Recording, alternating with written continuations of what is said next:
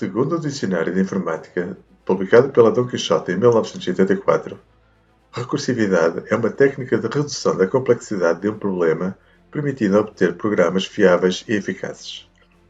Para construir um algoritmo recursivo, aplica-se ao conjunto inicial de dados um processamento suscetível de dar uma parte do resultado procurado. Se a aplicação deste processamento dá o resultado pretendido, o algoritmo para. Caso contrário, divide-se o conjunto de dados inicial em duas partes, ou mais, de dimensões mais reduzidas e aplica-se de novo o processamento inicial aos dois subconjuntos formados. Estes conjuntos serão eventualmente divididos pelo seu lado, até se obter a condição de paragem do algoritmo, acesso à resposta pretendida ou fim do conjunto de dados. A utilização da recursividade constitui um procedimento de análise muito potente para muitos problemas. Entretanto, certas linguagens não oferecem a possibilidade de escrita de programas recursivos. Vamos agora falar com o professor Lira para ver se nos ajuda a compreender melhor este problema que é um bocadinho complexo. Professor Lira, esta definição é um bocadinho difícil de compreender para quem nunca ouviu falar ou pouco ouviu falar de recursividade. Vamos ver se conseguimos facilitar a compreensão?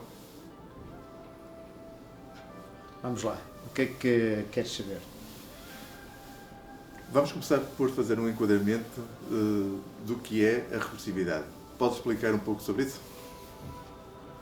Bem, a recursividade encontra-se em quase todo e trata-se de um fenómeno de uma repetição.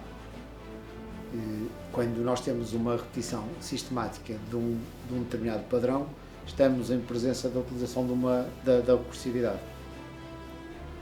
Encontramos isso na natureza, por exemplo, quando olhamos para uma concha, para folhas das árvores, entre outros exemplos.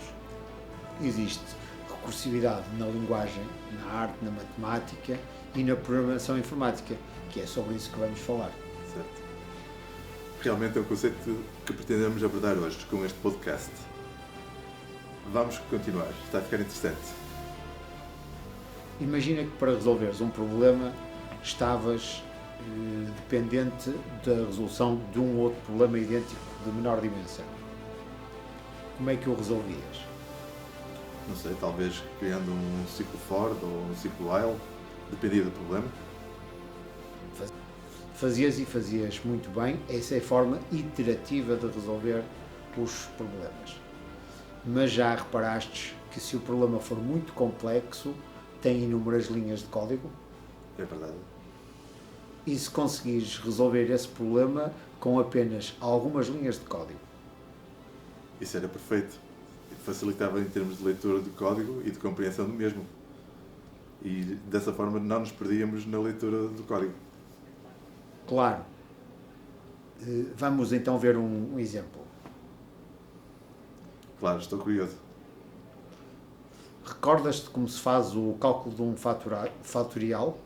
Sim, fatorial é de um número, é a multiplicação desse número por todos os seus antecessores, sendo que o fatorial de 0, por definição, é igual a 1. Exatamente. E como é que o farias? Talvez criando um ciclo for, em que ia fazendo as multiplicações sucessivas dos números anteriores. Começavas no n e viria até 0, sendo que teria que verificar se o n fosse igual a 0, devolveria 1 como resultado. Ok, está certo. Como sabes, um fatorial é um número que é igual a esse número multiplicado pelo fatorial do número antecessor. Agora, imagina que crias uma função que durante a sua execução se chama a ela própria. É aqui que entra a recursividade. Neste caso, do fatorial, criamos uma função que recebe um número inteiro positivo como argumento. De seguida, vamos verificar se esse número é igual a 0, a nossa condição de paragem, o caso base.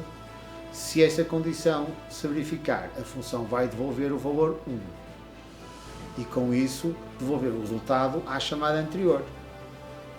Se a condição não se verificar, voltamos a chamar essa mesma função, passando como argumento o valor anterior. Vamos ver o exemplo a funcionar?